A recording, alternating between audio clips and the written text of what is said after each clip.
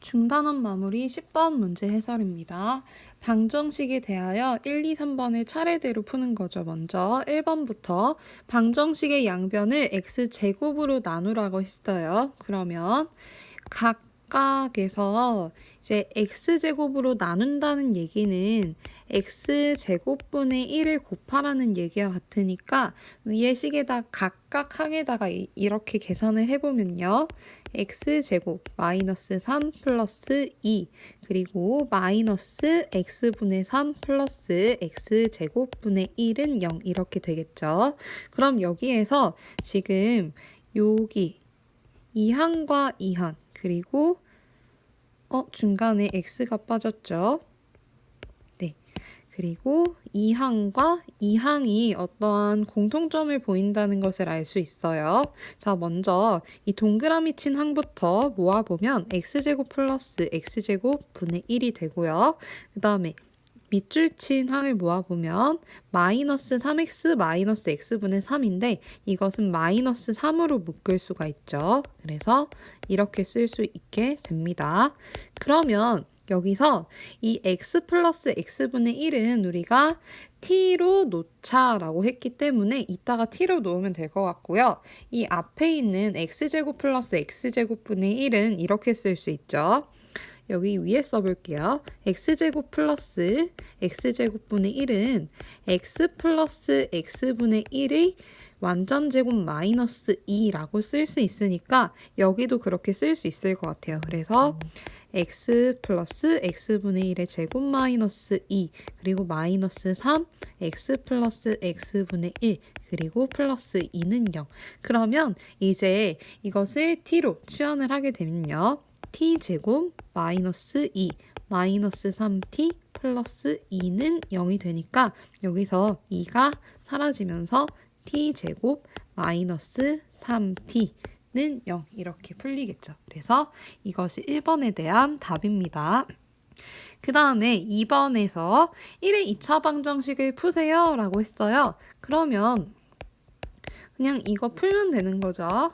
t로 묶어서 이렇게 되니까 이때 t는 0 또는 t는 3 이렇게 답이 나오겠죠.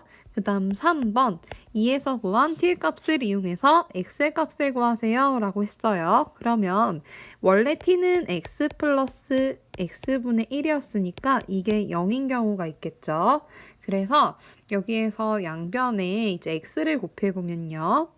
x제곱 플러스 1은 0 이렇게 되겠죠. 그러면 1을 이항해서 x제곱은 마이너스 1이 되니까 x는 플러스 마이너스 i 이렇게 되겠죠. 그 다음 두 번째 x 플러스 x분의 1은 3이라고 했을 때 양변에 또 x를 곱해보면요. x제곱 플러스 1은 3x가 되죠. 3x를 이항하게 되면은요. 이렇게 되고요.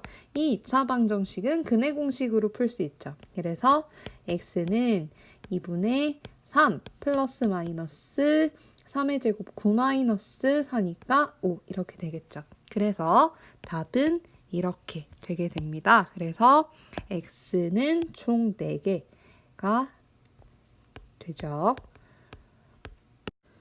중단원 마무리 11번 문제 해설입니다.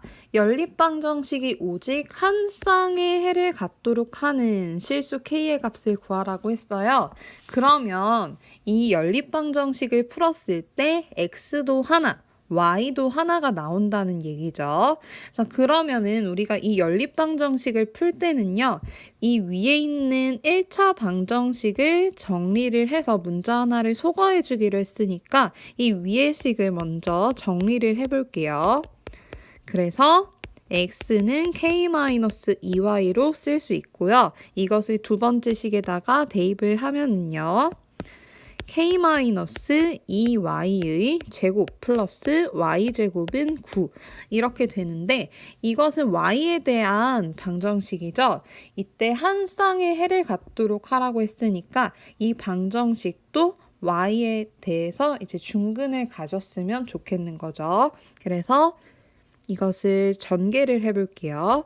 k제곱 마이너스 4k y 플러스 4y 제곱 플러스 y 제곱 그리고 9 이항해서 그 다음에 이제 동료항끼리 계산하고 내림차순으로 써보면 이거부터 계산해서 써볼게요. 5y 제곱 마이너스 4k y 플러스 k제곱 마이너스 9는 0.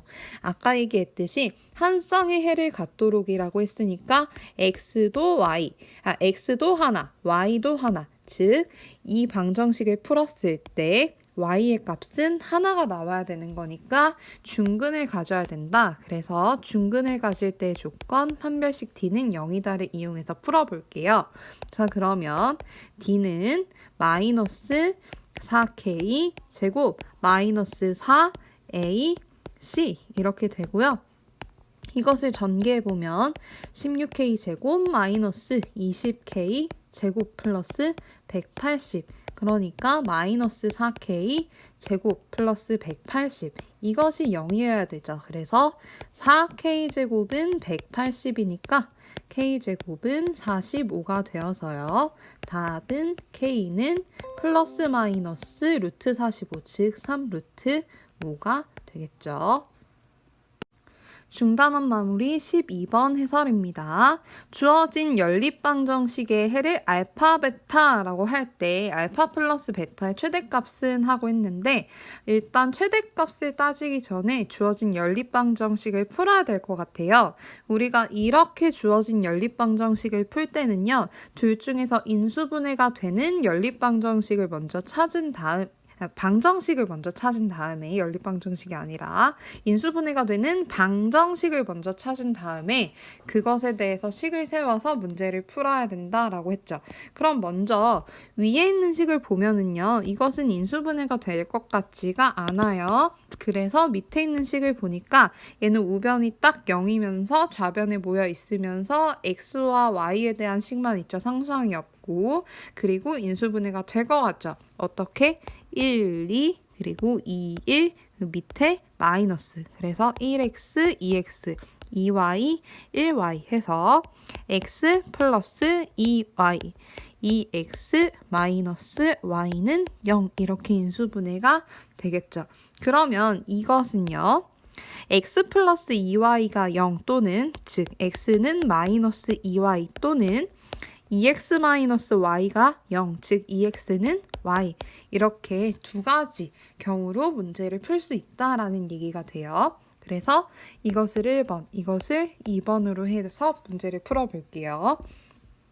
자, 먼저 x가 마이너스 2y인 경우는요. 이제 첫 번째 식에다가 대입을 하게 되면 마이너스 2y의 제곱 플러스 y제곱은 5가 되면서 4y 제곱 플러스 y제곱이 5가 되면서 5y제곱이 5, 즉 y제곱이 1이죠.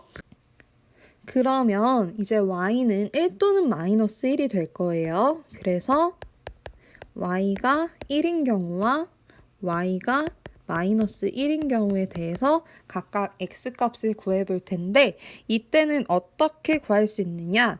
x가 마이너스 2y다 라는 것을 이용해서 구할 수 있죠. 그래서 y는 1, 이것을 위에 노란색 식에다가 대입해보면 x는 이때는 마이너스 2가 될 것이고요.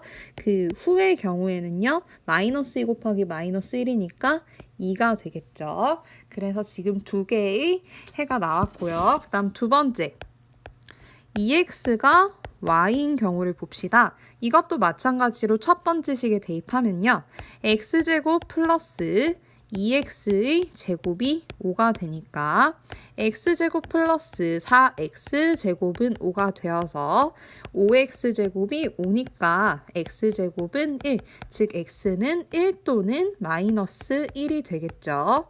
그래서 이때도 케이스를 나눠서 풀어봅시다. 자, x가 1이면은 y는 어떻게 구할 수 있느냐?